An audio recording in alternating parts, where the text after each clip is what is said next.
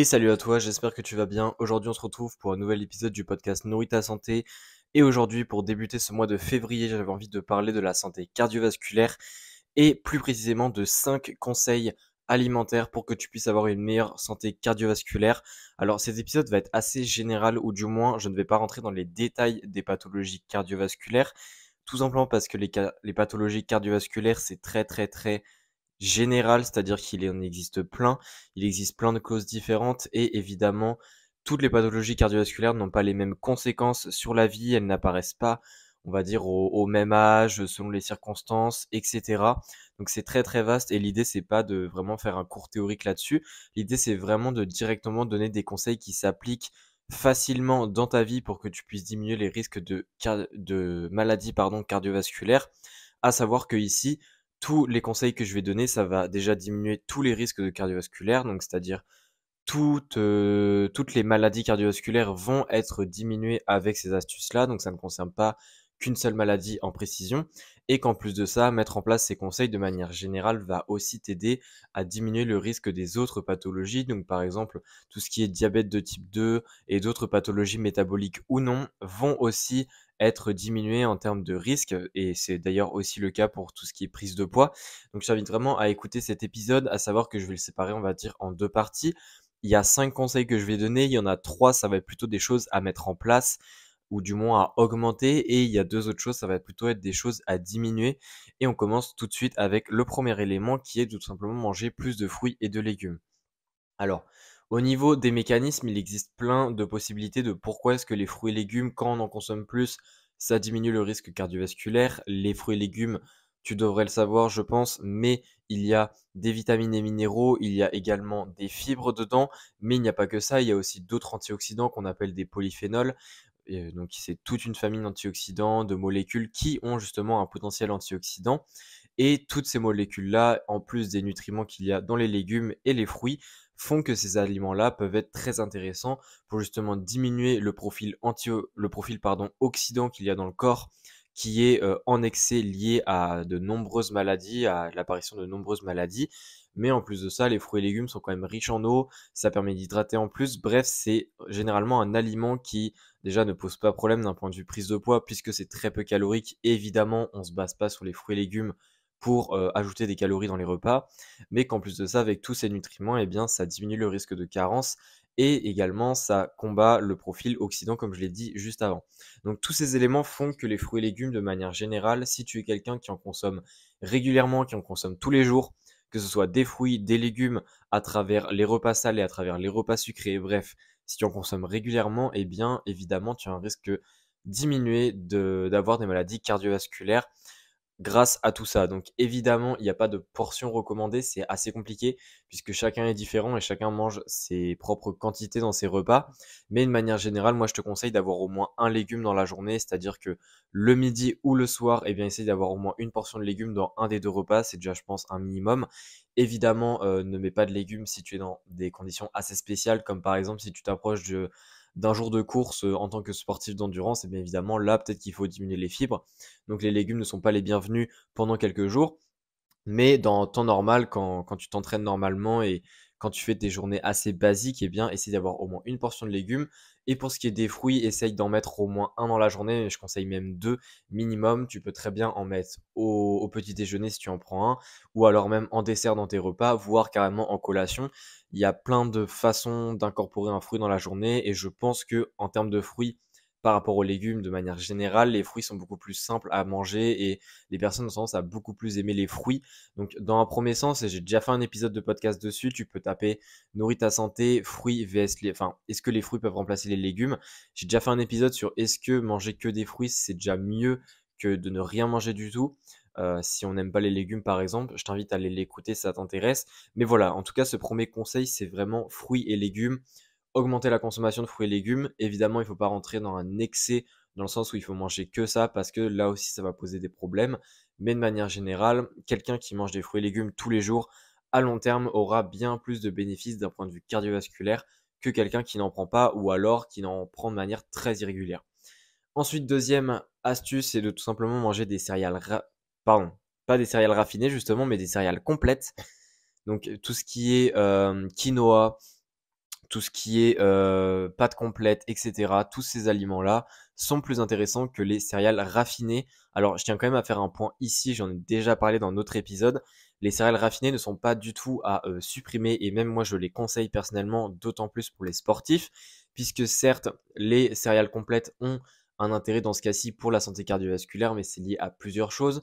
Déjà, première chose, c'est que les céréales raffinées ont beaucoup moins de nutriments que les céréales complètes.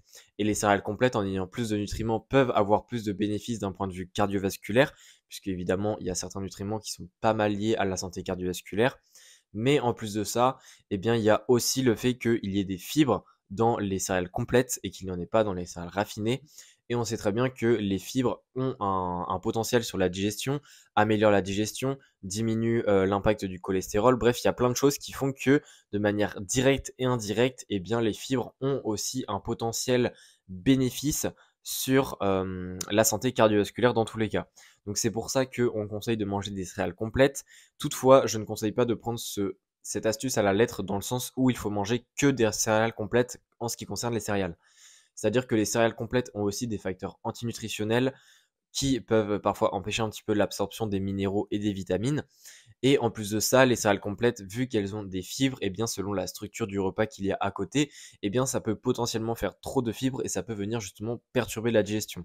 Donc moi ce que je conseille, c'est évidemment de manger des céréales complètes assez régulièrement, mais ce que je conseille d'autant plus, c'est de tourner avec des céréales raffinées, c'est-à-dire qu'un repas sur deux ou une semaine sur deux, je sais pas, tu fais comme tu veux, ça dépend aussi de comment est-ce que ton repas est structuré, s'il y a déjà beaucoup de fibres à côté ou pas.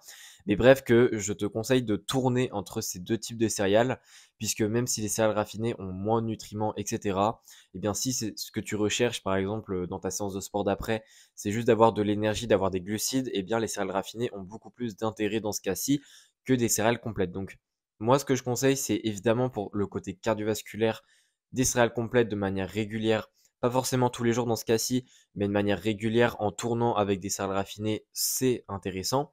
Mais par contre, fais attention juste à ne pas manger que ça, d'autant plus si tu es sportif et que ça peut venir perturber ta digestion. Ici, il faut être un petit peu plus vigilant au niveau des quantités, au niveau de la fréquence. Bref, il faut quand même garder une certaine logique par rapport à ce que tu fais après dans ta vie, par rapport à ta pratique sportive, par rapport aussi à tes objectifs, évidemment.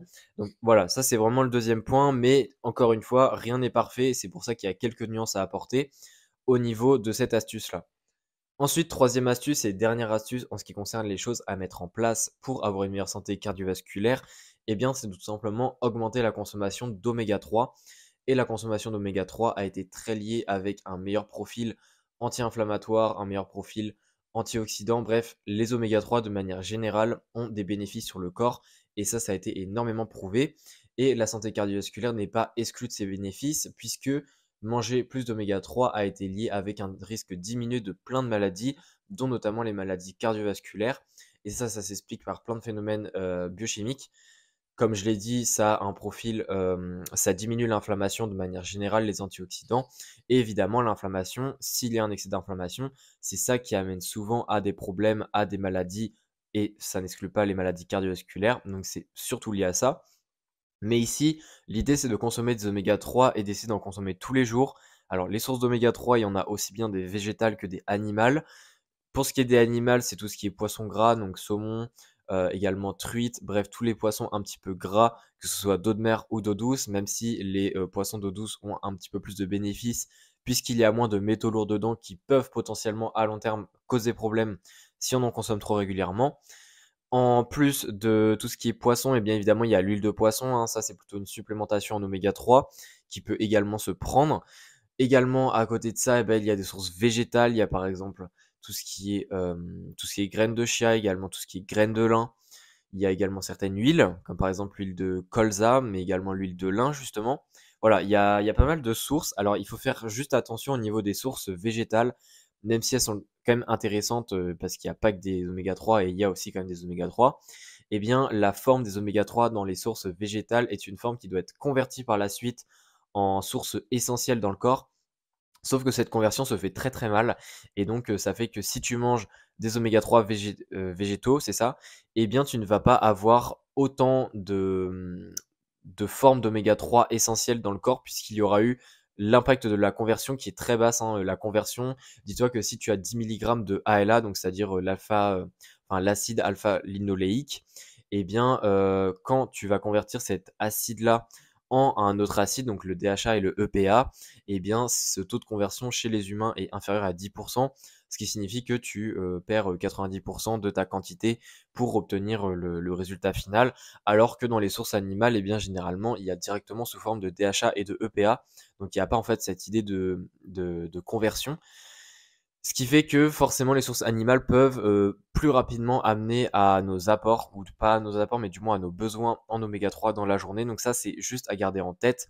Ça ne veut pas dire que les sources végétales doivent être exclues, mais c'est quand même quelque chose qu'il faut être conscient. Mais en tout cas, de manière générale, que ce soit source végétale ou animale, les oméga 3 sont importants et il faut en consommer régulièrement, il faut en consommer tous les jours en incorporant ça dans tes repas, donc peu importe comment tu le fais. Mais l'idée, c'est d'avoir une source d'oméga 3, qu'elle soit végétale ou animale, au moins une fois dans la journée pour que tu puisses justement en apporter régulièrement. Il existe également des suppléments si tu as vraiment du mal, mais moi je te conseille d'abord d'essayer de regarder les sources riches en oméga 3, je t'en ai cité quelques-unes, et d'essayer d'incorporer ça un petit peu dans une habitude alimentaire. Ce qui peut être intéressant, c'est par exemple de mettre une source d'oméga 3 dans ton petit déjeuner et de prendre régulièrement le même petit déjeuner. Ça peut parfois faciliter le fait de incorporer justement cette habitude de consommer régulièrement des oméga 3. Mais voilà, il y a plusieurs stratégies, mais l'idée c'est que consommer plus d'oméga 3 de manière quotidienne, régulièrement à long terme, ça apporte un bénéfice sur la santé cardiovasculaire. On en a fini pour tout ce qui est des choses à augmenter, tout ce qui est on va dire des points positifs à mettre en place dans l'alimentation pour justement avoir un bénéfice sur cette santé cardiovasculaire. Comme je l'ai dit, il y en a 2 autres points que je vais parler et les 2 autres points, c'est justement des points à diminuer. Le premier point, c'est tout simplement diminuer la consommation d'acides gras saturés. Alors, il y a eu énormément de débats il y a quelques années sur les acides gras saturés, comme quoi ils sont bénéfiques. Encore une fois, les acides gras saturés, c'est pas quelque chose qu'il faut totalement enlever de l'alimentation. Ça a quand même des bénéfices et évidemment que tout ce qui est cholestérol, qui est généralement lié avec les acides gras saturés, ça a aussi un rôle dans le corps, hein. Il n'est pas là pour rien. Le LDL, lui, est aussi là pour quelque chose. Il a aussi un bénéfice, mais encore une fois, on parle d'excès. Et généralement, dans la population globale, eh bien, l'excès de LDL est beaucoup trop courant, ce qui fait que ça le rend, on va dire, nocif, alors que de base, s'il est en de bonnes quantités, il n'est pas du tout nocif. Donc, au niveau des acides gras saturés, pareil, c'est une histoire d'excès, et c'est-à-dire que les personnes de nos jours, avec tout ce qui est aliments transformés, etc., ont tendance à être en excès d'acides gras saturés, ce qui fait que tout simplement, eh bien, les acides gras saturés vont en excès causer des problèmes cardiovasculaires, et ça a été prouvé, alors que justement, en dehors des acides gras saturés, eh bien, les acides gras polyinsaturés, donc notamment les oméga 3 dont on a parlé juste avant, eh bien, ça a plutôt un effet bénéfique sur la santé cardiovasculaire. Donc moi, ce que je te conseille de faire, c'est plutôt de regarder tout ce qui est source acides gras saturés, qu'est-ce que c'est? Donc il y a généralement les sources animales, hein, c'est-à-dire tout ce qui est viande, tout ce qui est également beurre, tout ce qui est crème. Il y a également tout ce qui est aliments transformés avec la friture, avec le gras ajouté dedans. Voilà, il y a plein d'aliments qui ont des acides gras saturés, mais moi ce que je te conseille, c'est un petit peu de regarder les sources alimentaires et de comparer ça par rapport à ce que tu apportes dans ta journée généralement, de ce que tu manges, pour voir s'il n'y a pas des aliments qui en apportent beaucoup dans ta journée, puisque ça peut être intéressant de partiellement au minimum remplacer ces aliments-là par des aliments potentiellement riches en acides gras polyinsaturés ou même monoinsaturés pour que ça puisse justement diminuer le risque cardiovasculaire à long terme, puisque encore une fois, on ne parle pas de quelque chose qui se fait du jour au lendemain, mais bien de quelque chose qui se fait à très long terme. Donc ça, c'est vraiment la quatrième chose et du coup la première chose à diminuer ou à enlever, enfin du moins pas à enlever dans le cas des acides gras saturés, mais plutôt à diminuer. Par contre, le dernier point, c'est potentiellement quelque chose qu'on peut enlever. Encore une fois, ça dépend de ta volonté, ça dépend de ta culture, ça dépend de qu'est-ce que voilà, de l'importance que tu accordes à cette idée de santé cardiovasculaire, hein. Si tu as déjà des problèmes ou non, par exemple, ça peut avoir un impact. Mais c'est de tout simplement diminuer ta consommation d'alcool, puisque l'alcool a aussi été lié avec à des problèmes de santé cardiovasculaire. Et cette fois-ci, l'alcool, bon, j'ai pas besoin de faire trop de speech là-dessus, puisqu'on sait très bien que l'alcool, si tu n'en bois pas, eh bien, ça pose pas de problème puisque ce n'est pas essentiel, et que l'alcool, si on enlève tout ce qui est côté social, etc., eh bien, l'alcool n'apporte que des inconvénients, on va dire. C'est-à-dire que boire de l'alcool, si on parle vraiment juste de la santé physique, eh bien, ça n'apporte pas vraiment de bénéfices. Les personnes qui disent qu'ils boivent du vin parce que c'est un côté antioxydant, c'est quelque chose, on va dire, que d'un point de vue ratio bénéfice-risque qui n'est pas du tout intéressant. On va pas boire du vin pour son côté antioxydant. Boire du vin a évidemment cause plus de problèmes que ce qu'apporte comme bénéfice le côté antioxydant. Donc voilà, ça c'est vraiment important à comprendre. Et de manière générale, c'est pour la santé cardiovasculaire, c'est surtout cette idée de diminuer la consommation d'alcool, à savoir que c'est surtout tout ce qui est alcoolisme et tout ce qui est apport en alcool très très régulier et fréquent qui se fait plutôt être comme problématique. Donc ici, là, c'est plutôt de diminuer la consommation, de diminuer la fréquence. Ça dépend en fait de comment tu consommes l'alcool actuellement. Et vraiment, c'est quelque chose qui ne te tient pas à cœur. Je sais qu'il y a des personnes qui n'en consomment pas et même si on leur dit de ne plus en consommer, que ça ne les dérange pas. Encore une fois, ça n'empêche pas de boire un verre à un repas de famille ou autre, mais on n'est même pas obligé, hein, ça dépend de ses principes. Donc voilà, donc globalement, c'est un petit peu ça, ces 5 idées. Donc pour rappeler les 5 idées liées à la santé cardiovasculaire, eh bien, il y a la première idée, c'est de consommer plus de fruits et légumes. Deuxième idée, c'est de consommer et de favoriser plus les céréales complètes, à savoir qu'il faut quand même continuer à consommer des céréales raffinées et d'autant plus selon tes objectifs et selon ton style de vie actuel. Troisième, c'est de tout simplement consommer des oméga 3. Essayer d'en avoir au moins une source tous les jours, c'est déjà un bon début. Quatrième chose, c'est de diminuer les acides gras saturés, d'essayer de repérer tes sources d'acides gras saturés dans ta journée et de partiellement les remplacer par des sources plus intéressantes. Et enfin, dernière chose, c'est de diminuer ton apport en alcool, voire carrément de l'enlever selon ta détermination par rapport à ça. Et avec ces 5 astuces, pardon, eh bien, tu vas avoir vraiment les principaux bénéfices avec ta nutrition pour ce qui est de la santé cardiovasculaire. Donc tu vois que c'est pas si compliqué que ça à mettre en place. Encore une fois, ce sont des habitudes, ça va venir progressivement, tu peux pas faire ça du jour au lendemain, mais en ayant ces habitudes-là et surtout en les gardant à long terme, c'est ça qui aura un intérêt. Donc merci en tout cas d'avoir écouté cet épisode, j'espère qu'il t'aura plu. Si encore une fois tu veux aller plus loin pour tout ce qui est fruits et légumes et savoir si les fruits valent les légumes, j'ai fait un épisode dessus, je t'invite à aller l'écouter. Et sinon on se dit à la prochaine, allez ciao.